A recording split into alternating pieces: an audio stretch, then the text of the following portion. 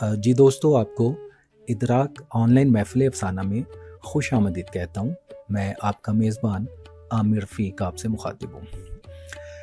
हम महीने में 2 बार आपके लिए अफ़साना लेकर आते हैं और हफ़्ते की रात को हम ये अफ़साना पेश करते हैं। आज का अफ़साना पेश कर रही हैं मोहतरमा नाहिद जंजुआ साहिबा। नाहिद जंजुआ साहिबा लेक्चरर हैं और अब तक इनके 3 मजमूए मंज़र आम पे आ चुके हैं। एक मजमुआ ब्रीथिंग साइलेंस जो इंग्लिश शॉर्ट स्टोरीज़ पर मुश्तमिल है, I am not your Cinderella ये पोइट्री पर मुश्तमिल है, और रेज़ा रेज़ा ज़ात ये गज़लियात और किताब पर मुश्तमिल है। हमारी खुशकिस्मती है कि आज हम इनका अफ़साना समाअत फ़रमाएंगे और हस्बे दस्तूर और हस्बे रिवायत मैं इदराक ऑनलाइन महफ़िल अफ़साना के सरपरस्त जनाब खालिद फ़तेह मोहम्मद साहब से गुजारिश करूँगा कि वो मोहतरमा नाहिद जंजुआ साहिबा के हवाले से अपनी गुफ्तगू का इजहार फरमाएँ। ख़वातीन व हज़रात, आमिर रफ़ीक और मेरी तरफ से आप सबको आज की महफ़िल में खैर मक़दम है। मैं इसे इत्तेफ़ाक तो नहीं कहूँगा, बल्कि हमारे लिए ये बड़ी खुशी की बात है कि अभी तक हमने जितने प्रोग्राम किए इसमें ख़वातीन का हिस्सा ज़्यादा रहा। अच्छी बात है, बहुत अच्छी बात है कि हमारी यहाँ ख़वातीन अफ़साना निगार जिनमें 2 पाकिस्तान की हैं, वो उन्हें आते हुए कोई झिझक नहीं, बल्कि हम तो ये भी कहेंगे कि अगर कोई वीडियो में नहीं आना चाहती तो वो हमें ऑडियो अपनी भेज दें। तो आज हम जिन खातून का अफ़साना पेश कर रहे हैं उनका नाम नाहिद निसार है। नाहिद निसार को मैं नहीं जानता था। हमारा जब पहला अफ़साना लगा डॉक्टर सनोबर अल्ताफ़ साहबा का, तो इनके साथ शनासाई हुई और उन्होंने कहा कि मैं लिखती हूँ, लेकिन अंग्रेज़ी में, क्या अंग्रेज़ी की कहानी पेश की जा सकती है? मैंने कहा बहुत अच्छी बात है, आप अंग्रेज़ी में लिखती हैं, तो आप ऐसे कीजिए, आप उसको उर्दू में तर्जुमा कर दीजिए। खैर, तो नाहिद निसार साहिबा शायरी करती हैं, अंग्रेज़ी में भी, पंजाबी में भी, उर्दू में भी, फ़िक्शन भी लिखती हैं। सो एक बड़ी टैलेंटेड खातून है। और फिर उन्होंने मेरी एक किताब पर, और अभी आज ही मैंने देखा उन्होंने एक और किताब पर, उर्दू के नावल पर रिव्यू लिखा, जो मैं अपने की तो नहीं बात करूँगा, जो वाकई एक मुख्तसर लेकिन बहुत जामे तबसरा था। और अगर मैं अपनी किताब ही शामिल कर लूँ तो कोई हरज नहीं। सो वो एक अच्छी नकाद भी है। सो आज हम आपकी खिदमत में उनका अफ़साना पेश कर रहे हैं। आप सुनिए, देखिए, और हमेशा की तरह मेरी यही दरख्वास्त है कि उस पर राय भी दीजिए, और हमारे इस चैनल को सब्सक्राइब भी करें, लाइक भी करें। शुक्रिया। आप सब ख़वातीन व हज़रात अपने घरों में, अपने ख़ानदान में खैरियत से रहें और खुश रहें। All the best.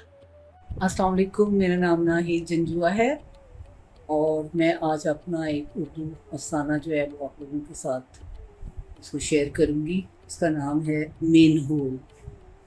Let's start it. उन दिनों मेरी ड्यूटी शहर की जनूबी सड़कों पर थी, जब गर्मी की एक शदीद गर्म दिन इत्तफाकन मेरी मुलाकात इतवारी लाल से हो गई। वो कोई 30 साल का एक सादा सा आदमी था, जिसकी शक्ल सूरत में भी कोई ख़ास बात नहीं थी। वो एक कम रश वाली सड़क पर एक बड़े बरगद के दरख्त के नीचे अपनी पुरानी जंग आलम साइकिल के साथ बैठा था। मैंने अपनी जिम्मेदारी वाली लंबी सड़क की सफाई तकरीबन मुकम्मल कर ली थी। दिन बहुत गर्म था और धूप खंजर की नोकों की तरह मेरे सर में चुभ रही थी, जो वैसे ही जलते हुए सूरज की वजह से फटा जा रहा था, क्योंकि रोज़ाना 10 सड़कें झाड़ना कोई आसान काम नहीं था। हालांकि मैं हमेशा सूरज से बहुत पहले अपने काम के लिए निकल जाता था, लेकिन उस दिन मेरी बूढ़ी माँ इतनी शदीद बीमार थी कि वह सारी रात 1 घंटा भी नहीं सो सकी थी।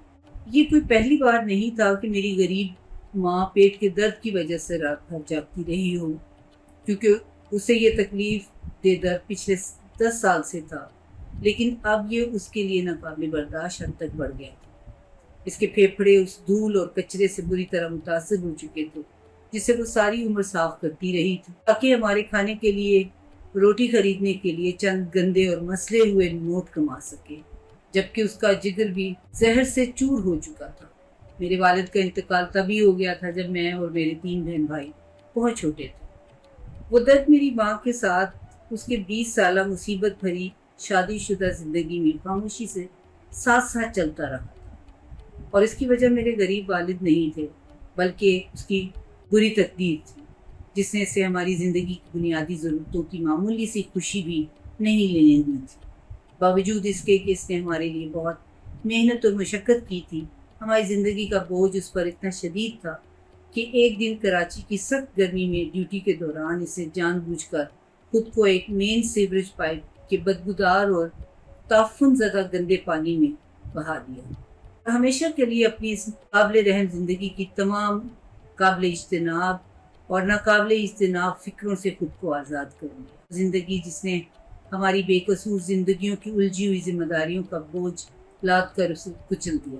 بلا شبہ میں اپنی زندگی اور اپنے چھوٹے سے خاندان پر ہونے والے ہر ظلم کو بھول سکتا ہوں اور معاف کر سکتا ہوں، لیکن شاید اپنے شفیق پاک کی مایوس کن موت کو نہیں، جس نے اپنی جان اس قدر بے دردی سے دے دی جیسے کسی بے وقت زندگی کی تکالیف اور مصیبتوں کے سستے عوض میں خیرات میں کوئی کچھ کسی کو دے دے۔ نتیجتاً میری زندگی میں میری ماں کی قدر ہر چیز تھی۔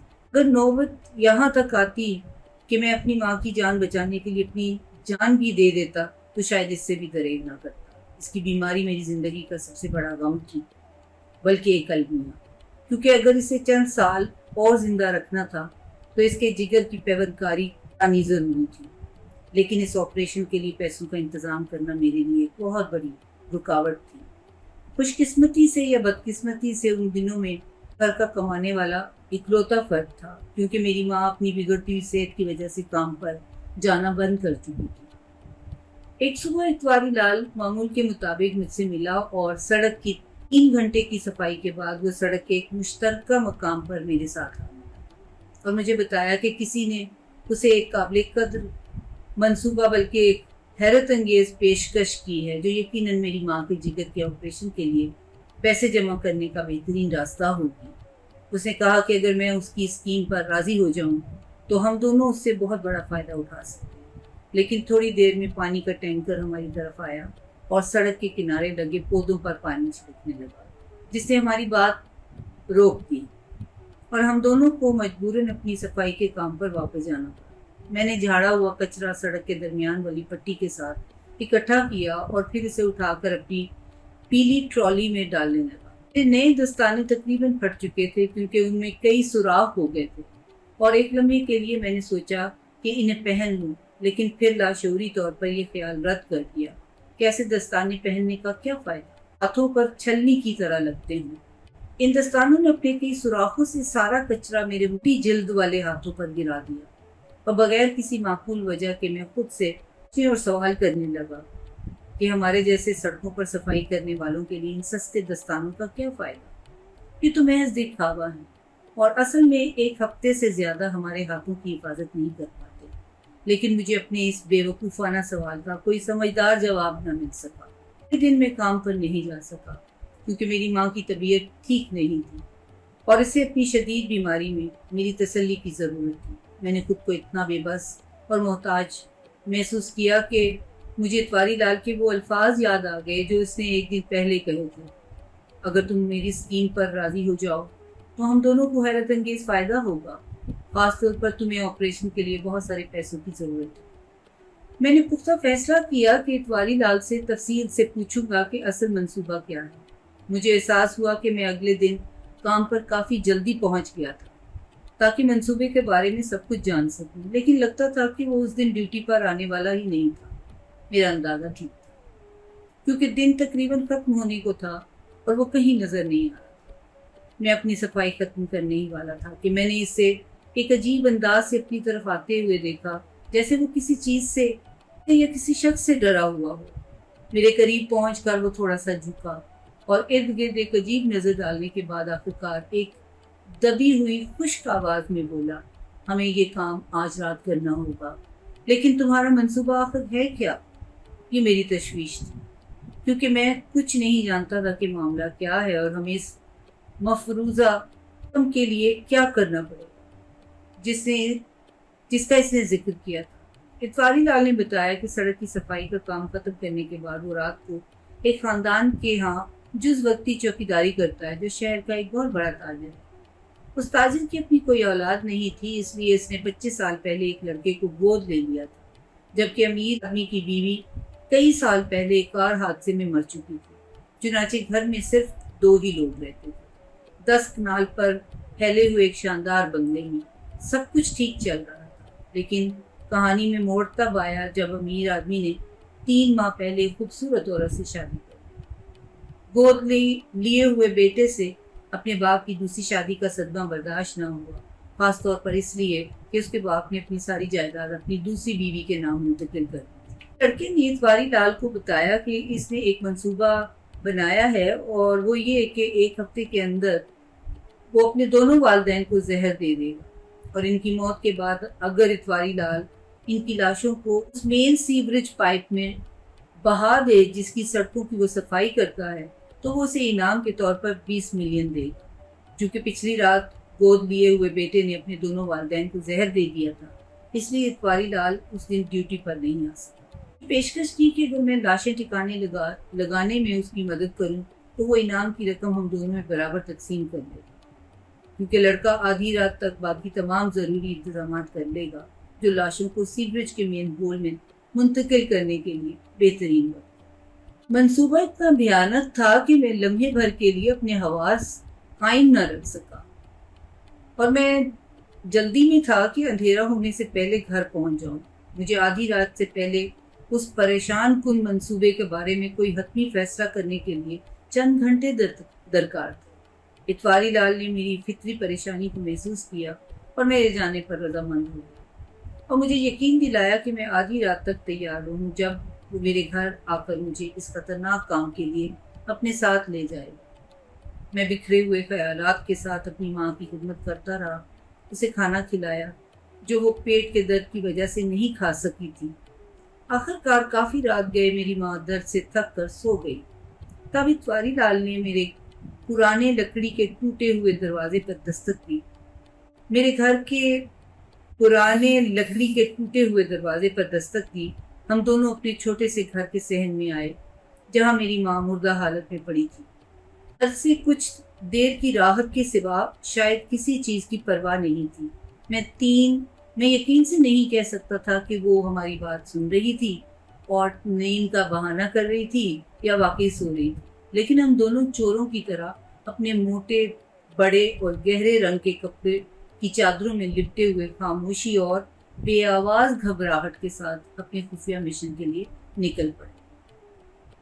ہم اتنے خوف زدہ اور گھبرائے ہوئے تھے کہ ہم میں سے کوئی بھی ایک دوسرے سے اس تکلیف دہ کام سے متعلق ایک دوسرے سے کوئی بات نہیں کر رہا تھا، خاص طور پر اس بات پر کہ لڑکا لاشوں کے ساتھ کب پہنچے۔